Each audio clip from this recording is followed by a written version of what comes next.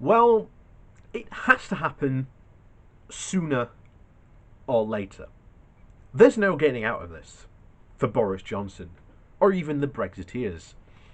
They've put themselves between, well, I'd say a rock and a hard place, but the real place they put themselves is either a devastating economic no deal or a very significant skinny deal with the EU.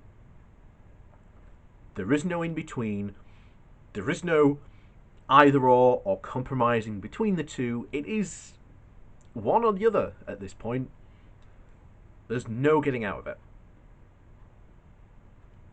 And this is a mess entirely of their own making. They've got no one to blame but themselves. They can't blame the EU. They can't blame anyone else.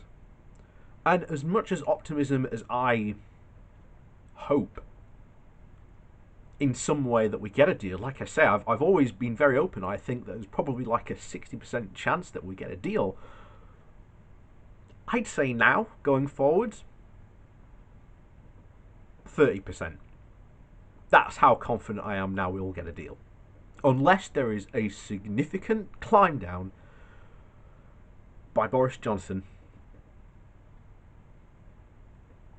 there is no chance of achieving a Brexit deal. So, before we get into today's article, just on this, please do remember to hit that like and share button, and of course down below there is a link to my Patreon page and a one-off donation link, and thank you very much to the people that do support me that way. Your support is very much appreciated. So, on with this today as we cover a blog from Zello Street, and look, as he says himself, at the crew side of life.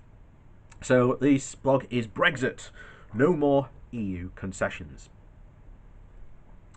Thus far, every time there is any movement in trade negotiations between the team from the UK and the representing the EU, our free and fearless press has sought to frame it as the EU backing down, or the UK refusing to be bullied by the EU. Neither is remotely close to the reality. And this should be borne in mind over the coming days. Now that we're getting very close indeed to the point where the UK side has to make the choice. Do they accept what is on the table or not? Moreover, if they do not accept it, it will involve a significant moreover, if they do accept it, it will involve a significant climb down over the level playing field, EU regulations, and the jurisdiction of the European Court. And, of course, those much trumpeted fishing rights. This was on the mind of the BBC's Nick Robinson, who was lightly grilling the Chancellor of the Exchequer, Rishi Sunak, on today's Radio 4 Today programme. What Robinson did manage to rumble in time was that Sunak was less than totally the full candour regarding the state of play of these negotiations. Here's what he said. What we know is the teams are hard at working negotiating. I remain hopeful and confident that we can find a path to a deal. There's lots of good work going on. I think if people maintain a constructive attitude, bring a spirit of goodwill to the table, we can get there. The shape of what a deal looks like is very clear. But here's the problem. With all those claims that negotiators are working hard, as Nick Gutteridge has reported from Brussels, Michel Barnier has told David Frost that he sees no need to travel to London at the weekend for the no more pointless talks. Unless there's movements on three key area sticking points, and no decision has been made yet, but neither side is denying this report. That report is in French from LES Echoes, I think that's how you say it. It notes the exasperation from Brussels at the lack of movement on these key points, a lack of movement from the UK side.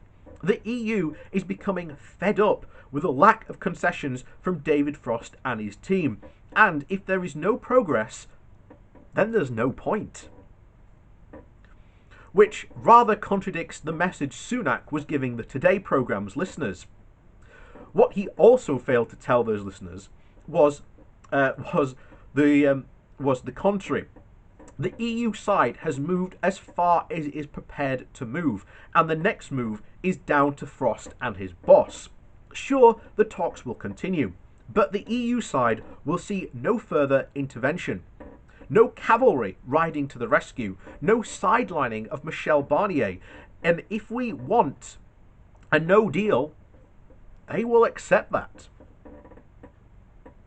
Worse is just the dishonesty of Sunak's proposition to today's listeners. And it was all too obvious. As Jonathan Liz noted, a flat-out lie from Sunak. We did not have all the arguments about a no deal in the referendum. We didn't even have them in the 2019 election. The Brexiteers never once suggested that we'd leave without a deal. And the Tories based their campaign on having one. All we had done was take back control and get Brexit done. The reality is that the UK will have to sign on the dotted line, climb down and all.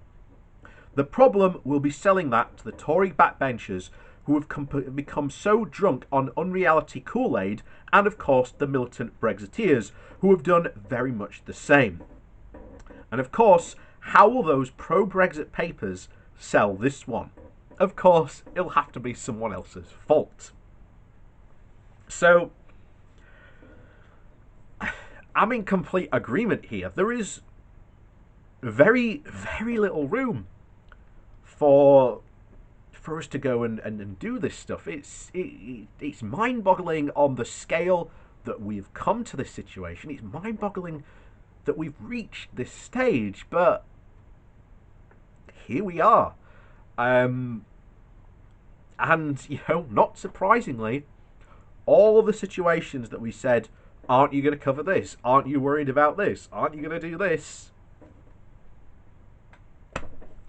And we are looking at a very, very bad year.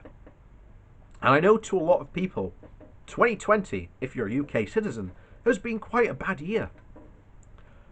But I think, whereas some normality may be restored, hopefully, fingers crossed, to next year, I think for a lot of people, it is going to be an incredibly, incredibly hard year.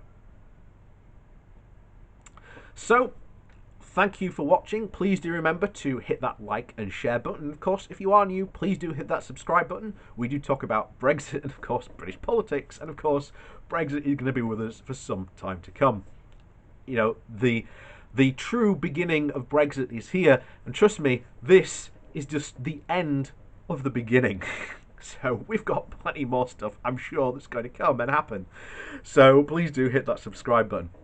And, of course, if you would like to support the channel in another way, there are links down below to my Patreon page, as well as a one-off donation link. And thank you very much to the people that do support me that way. Your support is absolutely, well and truly, absolutely amazing. And thank you so, so much to the people that do support me that way.